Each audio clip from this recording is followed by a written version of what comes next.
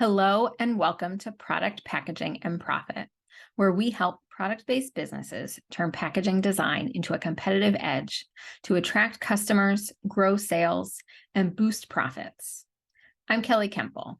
After 20 years of designing packaging for national retailers, I founded Hidden Path Creative, a graphic design studio that supports entrepreneurs with branding and packaging to get their products seen and sold. I'm sharing the secrets that launch big brands so your products can stand out. Let's get started. I am so excited to bring you our first guest episode of 2023. Today, you are going to hear me chat with Andrea Liebross. She is a coach, speaker, and podcast host, and soon to be a published author who is known for helping bold, ambitious women make clear, confident decisions so that they get exactly what they want every time, and not just add another thing to their to-do list. Andrea's clients become I've got this kind of women by creating their own custom secret sauce for success in both life and business. The sauce has just two ingredients: the right mindset and solid systems. Andrea shows women how to shift from believing what they want is impossible, complex, and daunting to possible just by simplifying, making things doable and fun, even the systems, and adding confidence. Andrea's signature process leads them to find success on their own terms and ultimately joy and freedom in life and in business. Andrea and I had so much fun chatting about planning for 2023, setting a vision, and then breaking that vision down into really attainable steps that help you build traction really fast. I am so excited to share this interview with you. Enjoy. All right. Hi, Andrea. I am so happy to have you on Product Packaging and Profit today. I am so happy to be here, Kelly. This is kind of a fun topic for me. Your podcast is a fun topic for me. Oh, good. Good. I like to hear that. To get started, could you tell me and the listeners a little bit about yourself and about your business? Yeah, I would love to do that. So I help women, female entrepreneurs run their businesses so that they can be simple, doable, and fun. So I am really big on how can we make this simple, doable, and fun, profitable, yes, and manageable with all the other things that are going on in their lives. So I like to say we all wear lots of hats, and juggling all the hats is really tricky most of the time. And I find that women who own their own businesses or are earning income, some like commission, somehow they're in charge of their own take-in, they struggle a lot to wear all the hats. And they sometimes start overthinking things in a way that doesn't make things not simple, easy, and doable. It's kind of in a they make things way more complicated than they have to be. And then things start to get not so fun. Yeah. Oh my God. I love that. Like, I just want things to be simple and easy. My husband makes fun of me. He says, I want an easy button for everything. But I'm like, yes. Why does it have to be hard? Well, it doesn't really have to be hard. I think the thing is, I just was talking about this with a client this morning, and she was saying to me, she actually has some debt, some business debt. And but she's used it to help grow her business she had to have some capital. And she's like, when I pay off all of that debt, then everything's going to be amazing. Okay. So it's kind of one of those, or, when I had another client today, actually, sadly, she just experienced a miscarriage, but she hasn't told anyone. So when I tell everyone, it's all going to be better. Right. Yeah. So, totally two different circumstances, but I like to say, you know what, then something else hard is going to happen. So why don't we just think about this as you're just getting really good at doing hard things. How about that? Let's like, I'm getting good at doing hard things. Not when this happens, it'll all be easy. I just want to get good at doing hard things. Yeah. Cause you're right. Every time you get to that place of like something else comes up. Like it's a never ending hamster wheel. Yeah. Right. Life's 50-50. Yeah. So what inspired you to help women with their business and make them easy, simple, and fun? Yeah. So a little background is before I started my own coaching practice, which now is almost 5 years ago, which seems crazy. I really was coaching in a different way. I was working in a more corporate setting where I was doing recruiting and hiring and training of new kind of like franchise owners in a sense. They really Hmm. weren't, but they had a strange business model. That's the best, most simplified way I can explain it. So I would bring on all these, it was all females. I would bring them on and people would get going, and they reached the place where things weren't so fun anymore. Like it was hard, right? So they would get to this whole place saying, oh, my family's suffering because I'm not there enough, or I should be further along, or I don't know how to do this, all those kinds of things. And that's really when I started coaching. Like that was really what I was Mm. doing at that point. Then I wasn't training anymore. I was coaching.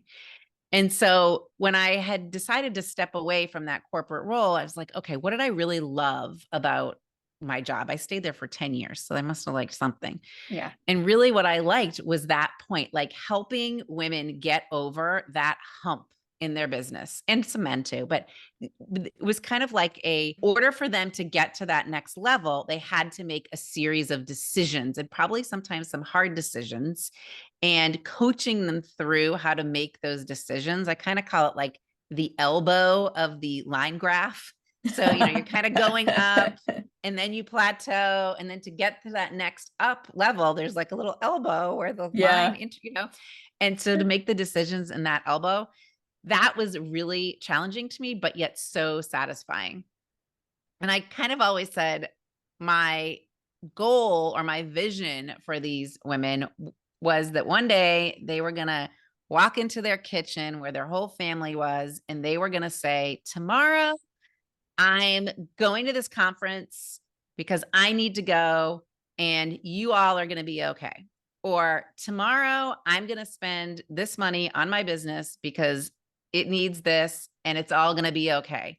So helping them get that clarity for what they really need to do next, the confidence to do it, managing their time around it. Like I like to say, how you manage your time is a reflection of how you manage your mind. So not Ooh. using the I don't have any more time to think about Hmm. this excuse, and then helping them turn what at that point, at that little elbow, you see a lot of obstacles. Your brain sees Yeah. lots of obstacles, Hmm. and helping them really turn those obstacles into opportunities. So those four things: clarity, confidence, managing your mind so you can manage your time, and turning obstacles into opportunities have really turned into kind of my signature process of helping business owners grow businesses that they love, that are always moving forward, making money, and they're managing their life at the same time. It's so empowering to think about it that way. It I love, is. yeah, It is. yeah. It is. Like And it's I, hard to do it, but yes, it's so empowering. I mean, I need help myself. yeah. You know? So, We all need yes. a little So, support to like look at something and say like, hey, that's going to be okay. So I yeah, really, like that, I am a business and life coach, but I have my own business and life coach. We all need them. So that's what I do. So I've kind of that is the premise or the basis or foundation of my current business. And okay. I help businesses that, from, I call them like beer to champagne. So the people that are just starting out, like pounding the pavement, all the way to multi-million dollar CEOs. And I love actually following them along their journey, but I don't have to do that. I can catch up at any point they're at. That's fantastic. So, one of the reasons why we wanted to chat today was because it is the beginning of 2023. It's that time of year when everybody's looking to refresh, make a plan for the year, look at goals, maybe resolutions. Although I'm not a resolution maker, let's make a goal and a plan and go after something. So, for like all of our business owners that are listening, as they're starting to look at 2023, what do you think is like something they should be focused on when they're thinking about their goals and their plan for the year? Yeah, I think just thinking about goals and planning can oftentimes be scary. And in fact, in my coaching group, in one of my groups this week, we started talking about goals, and some brave woman raised her hand and said, Andrea, every time you say the word goals, I just want to cringe. Like it just makes Mhm. me want to roll up in a ball. So we had a little discussion about that. and why that is. And I think there's lots of reasons why people shy away from goals or resolutions or whatever it may be. But what they're not giving equal airtime to are all the reasons, the great reasons to set them or look at them. Like they're only giving airtime to the reasons maybe not. And a lot of times it's because they don't think the not is they never reach them, or they just seem so heavy and ominous. Yeah. So, which is fair, right? If you're doing it in a way that you write something down and it gets shoved in a drawer, or you can't find it on your Google Drive in a week, and Right. let alone next December, like, what did I write for 2023? You know? So I like to kind of, there's two ways I approach this. It really depends like where you're at in your business or in your thinking. One way I approach it is really helping them create two parts, a vision and then getting some traction. So the first part of our planning process is really, okay, what do you picture this business to look like in 10 years, in 3 years? What are your core values, which are going to help you decide who you want to hire or fire? And what's your core focus, which is going to help you determine who you're marketing to? So all of that, those pieces we walk through, those are all part of your vision. Then you kind of get into, all right, now what do I do? Because our brains, whenever we talk about like getting to work, our brain goes to the action piece. Like that is work equals action. But I like to pause and say, really the work, the hardest work is the thought work, which is in that vision piece. That's where the big thinking happens, right? So that's another one of my phrases is that's the work worth doing. Actually, I have a podcast episode called The Work Worth Doing. The work worth doing is really the thinking work. So that can kind of go up into that vision piece. And I work through a process. Then we get to the traction piece, which is the action. And that's where you're going to set some 1-year goals, quarterly areas of focus, and figure out, are there any outstanding things that I need to deal with at some point? And how you write those goals, I follow up something called the S.M.A.R.T.E.R framework, which includes, it's not just SMART, which everybody's familiar with, but S.M.A.R.T.E.R includes using the words exciting and risky. Ooh. Yes. I want to hear more about exciting and risky. Yeah. So if the goal is not exciting to you, if you feel like it's something you just should do, or it quote unquote makes sense, then guess what? It's not going to be fun and it's not going to get done. Yeah. It's so true, right? So if it's not exciting, then you're not going to do it. No offense. Okay. The risky part is we like to write goals that are attainable. Okay. But if they're attainable, then they're not really too risky. And it's probably not something that's going to push you out of your comfort zone. Like you already would have done it already. Yes. Well, I mean, I can be safe to say that I'm going to make $100,000.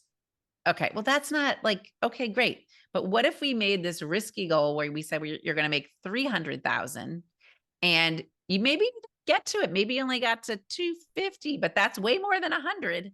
Yeah. So it needs to have a risky element in there too, in order to keep you on track. So vision, work through kind of some questions there and in a couple different sections.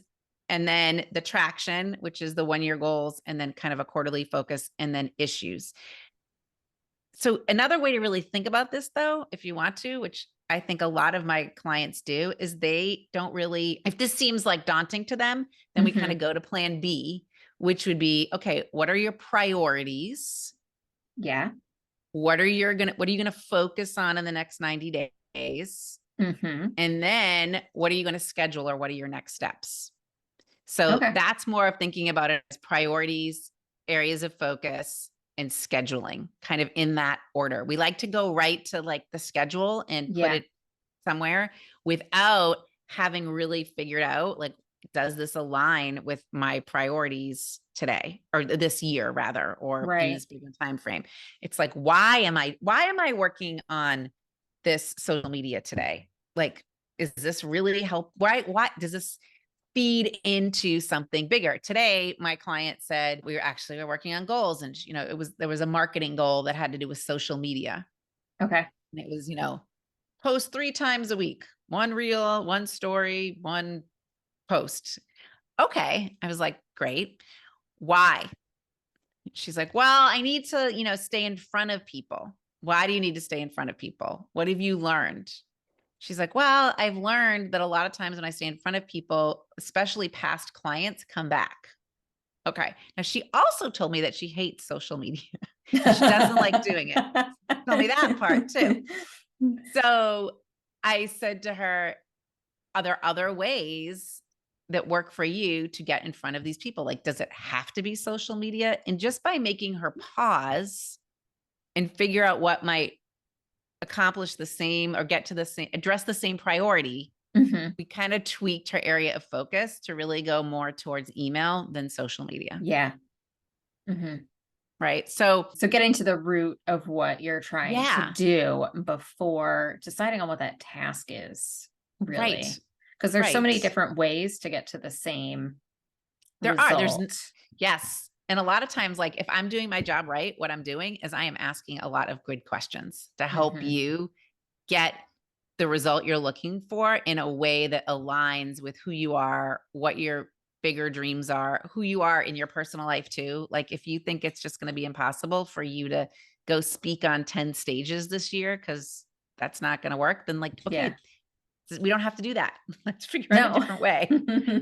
So kind of really assessing what you're doing on a daily basis, integrating that, but making sure that it aligns with the bigger vision, so that all the actions or traction piece aligns with your bigger vision. And it's really hard to do this on your own. I mean, yeah. So I would assume then, since it's hard to do on your own, you recommend that somebody work with a coach, or they've got to with a work group? with someone. Yeah. They've Okay. got to work with, like, I think there needs to be I like to say, who's your person on your personal board of directors? So I'm guessing most of your audience doesn't have a board of directors. I don't think so. No. Yeah. But you can establish your own personal board of directors, and kind of who do you need to help fill certain roles on that board of directors. You've got to have someone that's asking you the hard questions that are helping you think through things. You've got to have a sounding board. You've got to have someone, and this is a big passion of mine, that helps you look at numbers. Okay. Because I was just thinking as you're talking about this, I'm like, I've heard many people talk about having a personal board of directors, but I haven't heard people say the thing that you just said, which is you have to have people on your board of directors to fill certain roles. So I love that you're saying you need somebody with numbers. You need somebody that's going to ask you hard questions. And I'd love to hear what other people you recommend people have on their personal board of directors. But I think it's good to know that, like, it's not necessarily going to be the same person. The same person with the numbers, not going to necessarily be the same person with the hard questions. Right. It isn't going to be all the same person. Yeah. Right. So like with my clients, I like to say, I'm going to be the person that's asking you the hard questions. I'm going to be the person that's going to help you establish a roadmap, a framework, a plan. I'm going to be the person I will help you look at numbers. In fact, I have a kind of a branch of my coaching that I call money confidence. And I have a kind of an assistant coach that helps you set up a way to look at cash flow, which is not QuickBooks. QuickBooks is an after the fact event. I'm all about QuickBooks and things like that, but that's after the fact, and you can't make decisions after the fact. You have to make decisions before the fact of how you're going to spend your money. So I use a tool called You Need a Budget. So I've got someone that helps you set up that all up, but then I can help Q&A you on it once it's set up. You've got to have someone, and this is not me, you've got to have someone on your board of directors that can help you with legal matters. Yes.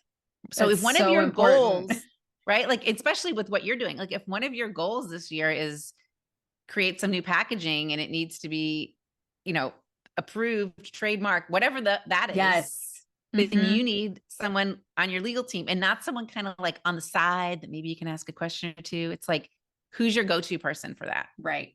Oh no, definitely. And there's, at least in packaging, there's like a couple different people. It's like I've got my trademark attorney that I refer all my clients to when it comes to trademarks, but then you've got somebody different when it comes to product claims or regulations, or if you have a food product, making sure that you have a compliance Mhm. expert that you can go to that can help you with those things.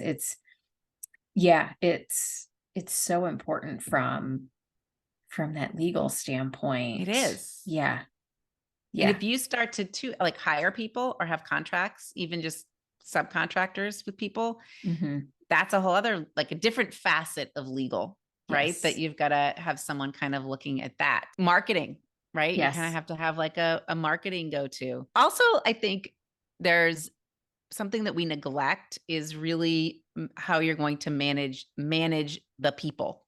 Mm. Managing the people.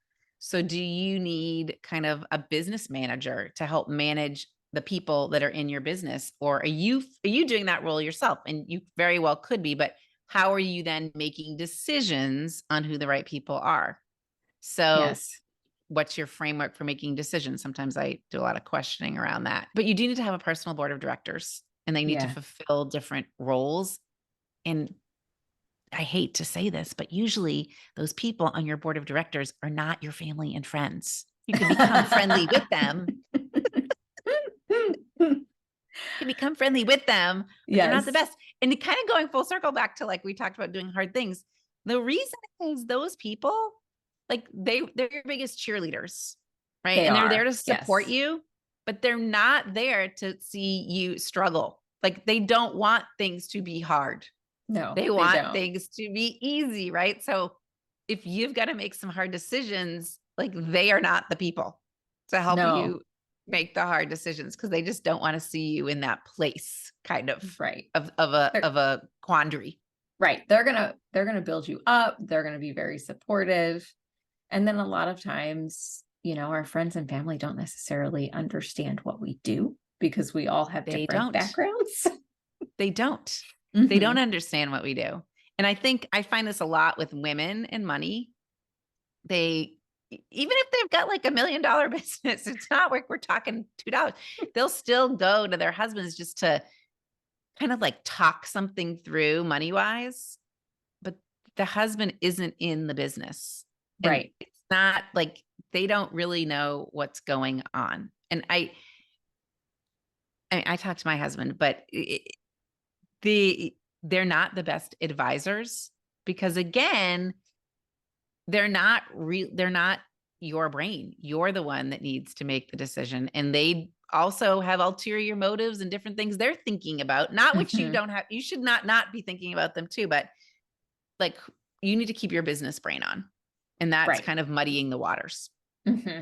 No, that makes total sense. And one of the things that I think about when you talk about that is that my husband and I approach things from two totally different perspectives. He's very analytical. I'm very creative. I'm very much go with your gut. He's like, get all of the information. And, you know, that makes for like two very different approaches to decision making. And it's It good to does. have that sounding board. But again, I might be, he may not have all of the information that I have being in the business to make the Mm-hmm. decision. Mm-hmm. And Mm. he doesn't have the historical knowledge either or Right. how things went down in the past. Right. But I always say like your family and friends, no one ever tells me they're not supportive. Like Yeah. they're very supportive. Everybody always tells me that. Okay, cool. So what do you think they're going to say? Like if you asked them this question, oh, they'd tell me to do whatever I think is best. Okay. So why are we asking? Yeah. What So do you why think are we is asking? best? Right. So honestly, if you want to like go back to this business plan, I mean, you need to go back to your business plan and look and kind of use that as a decision making tool. Like, is this decision I'm trying to make, does it align with where I want to go? Is this Yeah. moving me towards my 10-year vision? Or even if it's 5 years, if you can't think to 10 years. Hmm. So that that becomes kind of a friend to you and a guide and actually a little bit of a security blanket if up front you've done the thinking required to create that plan. Got it. So That's why I think it's really important. And that's why when I do that, usually I say, let's do, like I call it a strategy and planning day. Mm-hmm. And we take a chunk of time and we knock it out, but it's not just a 20-minute exercise. That makes So sense. That you really need to yeah, spend the time to really focus in on that. you do. Okay, You so I'm do. going to throw you a curveball because as you're talking about this, and I love like, having that vision, having that 5-10 year vision, and then coming back to that and using that as your guidepost, and you're really mapping this out. But how do you account for in that? And I think this is why, as you just said, if you can't think forward to a 10-year vision, and I'm probably one of those people that can't, because from a creative standpoint, I'm like, well, I need to leave some room for like the magic and the stuff that's going to happen. Yeah. So Yeah. how does somebody build that into their plan for the year, into their their Yep. long-term vision? So, okay. So 2 things for that. So number one, we do know, because we're human and we've experienced this before, that there will be quote unquote emergencies or things that come up that you didn't expect. So I literally just had a conversation with a client. I've been working with her for over a year, and we were talking about what she wants to do this year right before I got on this call. And she said, I have to get better at, how did she put it? Basically, she wants to work towards something, but then something suddenly comes up, or she gets derailed, as she calls it, or either by an idea that's great or something that happened maybe that's not so great. And so I said to her, I was like, listen, these aren't like coming out of the sky. You know that something is going to happen. So if we're talking from a very tactical standpoint, you need to leave yourself margin for these quote unquote unexpected yet expected emergencies. Okay. So Okay. that's from a very like tactical standpoint on a day Hmm. to day. If we're talking 10 years though, all right, and how do we know what's going to come up between now and then? Hmm. When we're talking 10-year vision, I describe it as you are just sitting there and you are picturing where you're going to be in 10 years. It's just a big fuzzy Renaissance type painting on the wall. Okay. So you Okay. know how the Renaissance paintings have kind of like blurred lines that aren't very crisp and Yes. clear. We're not talking modern art. Okay. So the 10-year vision is a very blurry picture, and it may only be able to be described in a 3, 4, 5 words, a very short sentence. Okay. But that's enough to serve as kind of a rudder on a ship, I like like that. Okay. general direction. And even more important than what it looks like is really, how do you want to feel in 10 Mm. years? So I think like how you want to feel in 10 years, how you want to feel in 3 years, how you want to feel in December. How do you want to feel in December? That is a huge guidepost. So if you want to feel like things are flowing and you're doing things with ease, then when you're kind of deciding on what you want to work on, that should be in the back of your mind. Like, is this contributing to me making things simple, doable, and fun, easy, flowing? Or is this actually complicating things, kind of muddying the waters? Yeah. That's a really good way So that's a really good way to think about it.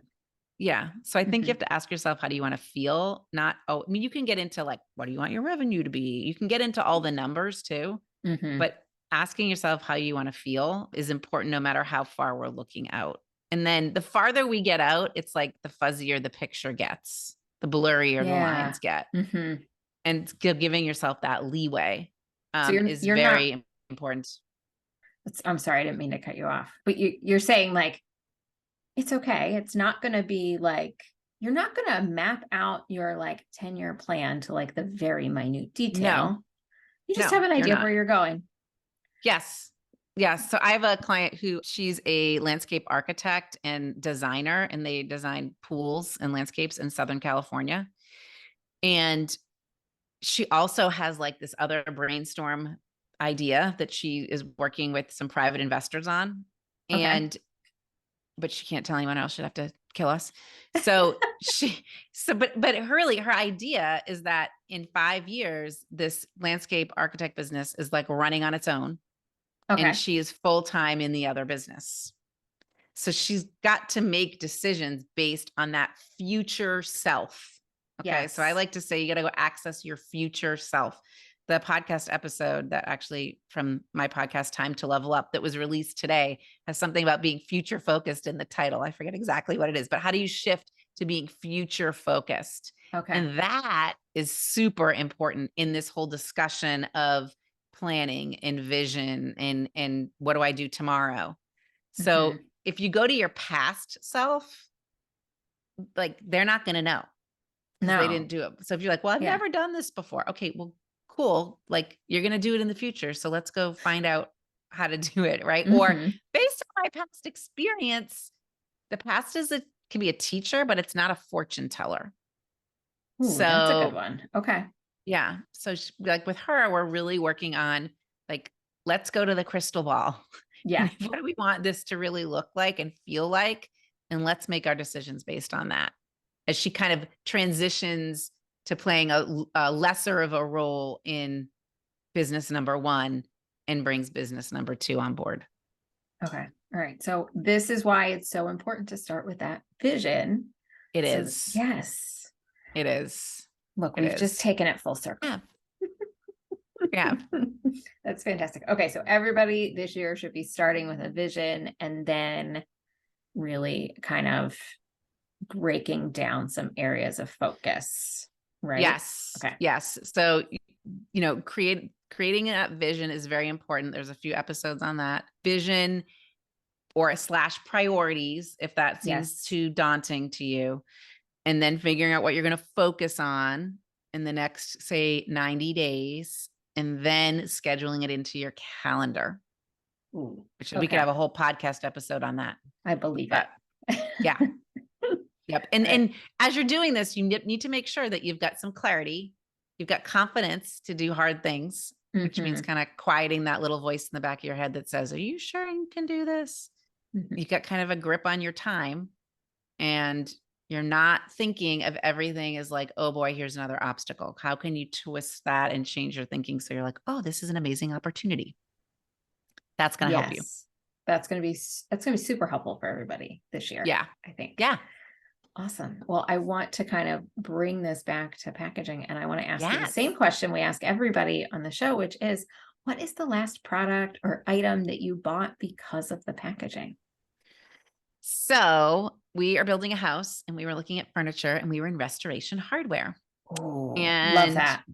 Yes. So I knew you were going to ask me this. So I was thinking about it, and we were in Restoration Hardware last week. And I don't know if you've been in Restoration Hardware anytime recently, but they have beautiful towels and linens, and they actually are packaged very simply with kind of a ribbon almost tied around like a package of, say, 2 bath towels or tied with this little ribbon kind of thing. Ooh. And it just makes it look very crisp and clean.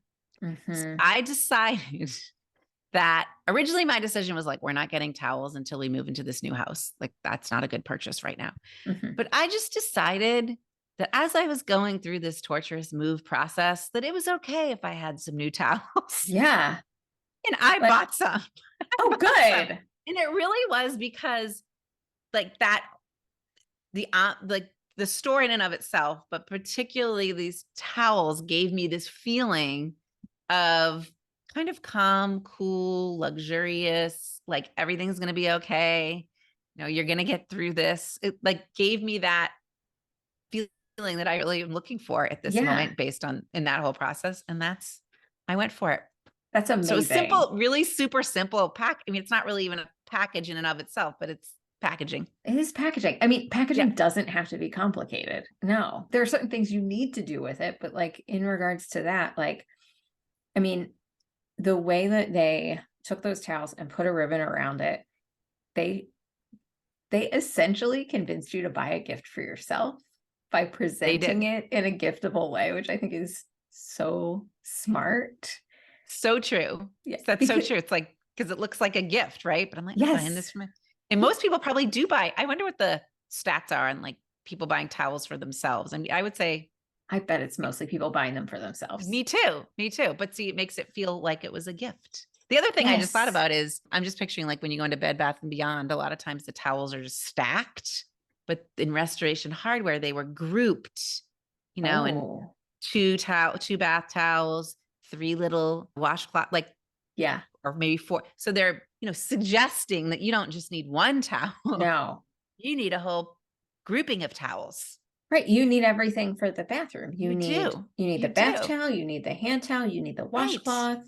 And I think, it's interesting that you bring this up because I did just record a podcast episode about this idea of taking the packaging, taking the positioning of the product and turning something from like a need into a want. Mhm. And I'm fairly certain I've done a lot of packaging for towels when I worked at Kohl's. Like Yes. towels and sheets are one of those things where like you have to have them. Right. You're not usually excited about buying them unless you're like redecorating a room and like coordinating things. But even then, it's like they're not the most exciting thing that you've No, they're put your not. money into. No. Right. But the way that Restoration Hardware did that, you were like, I'm really excited about these towels. Yes. Like we Yeah. weren't going in there to look at towels. I will tell you that too. Like I was not going in to look at towels. We were going to look at furniture, but I was like, ooh, look at that. Oh, There you go. man. And see, and Yep. this is why we pay attention to packaging, people. This is why. This is why. And someone smartly, probably at Restoration Hardware, was, how do I want this person to feel Yes. when they're purchasing it? Right. So even then, that's why like how you feel plays such a huge role in your planning process. And I think we kind of neglect that because we go right to that action. Like, what do I need to do? What are the numbers I need to hit? That kind of thing. So Mhm. yeah, Love it. It's just all coming together here. it is. Mhm. It is. Mhm. It So, is. Andrea, how can everybody find you? So I think here are the 2 easiest ways to find me. Number 1, you can find me on social media, Instagram, andrea.liebross.coaching, or LinkedIn or Facebook, all of them. What would be probably most beneficial is if you went and listened to the Time to Level Up podcast, where you can find lots of more information about what we talked about today. But a little gift for you guys is I've created 2 quizzes. So quiz number 1 really helps you figure out your productivity archetype. Like why are you getting done what you're getting done or not getting done what you're getting done? Wait, Okay. this sounds fascinating. Right? So what's your productivity archetype? And then the other quiz is really, where are you in the quest to find more freedom in your business? Like if you feel like you're sucked into your business, what can you change to make things a lot easier? Or what needs attention? So that quiz kind of helps you figure that out. And you can find a link to the quizzes. You can find a link to the podcast. You can find a link to my Instagram if you go to Andrea's with an S, links with an S.com. So andreaslinks.com, and you'll find Great. all the links to the quizzes or the podcast or the social media. Perfect. We'll also And put that other in the ways show to notes. contact me and find out, other ways you can work with me or connect. All there. Awesome. Awesome. That is fantastic. Thank you so much, Andrea, for joining me. I feel so inspired to go tackle my vision and plan for the year and kind of update some things. So I appreciate it. You're welcome. Thanks for having me. Thanks. All right, friends. If updating your packaging to get into retail is one of your goals this year, then I am so excited to share with you my brand new group program, Packaging Launchpad. It is starting its beta on February 13th. And the Packaging Launchpad will teach you to design alluring, retail-ready product packaging like a pro in just 8 weeks without the complicated software. This is something I am so excited to share with you. There's lots of juicy information in here. I have found a new tool that is absolutely going to blow your mind with how easy it is to design your own packaging, even boxes. I'm going to be talking more about it in the upcoming weeks, but if you want to learn more right now, you can head on over to my website, hiddenpathcreative.com/packaging-launchpad. Thank you for listening to Product Packaging and Profit, a podcast for product entrepreneurs looking to level up with packaging. We hope you'll join us next time to hear more about how packaging can help propel profitable product businesses. If you enjoyed the show, please rate and review us wherever you're listening, especially Apple Podcasts if you're listening there. And be sure to come back next time. Until then, this is Kelly Kemple of Hidden Path Creative. And don't forget, what's on the outside matters too.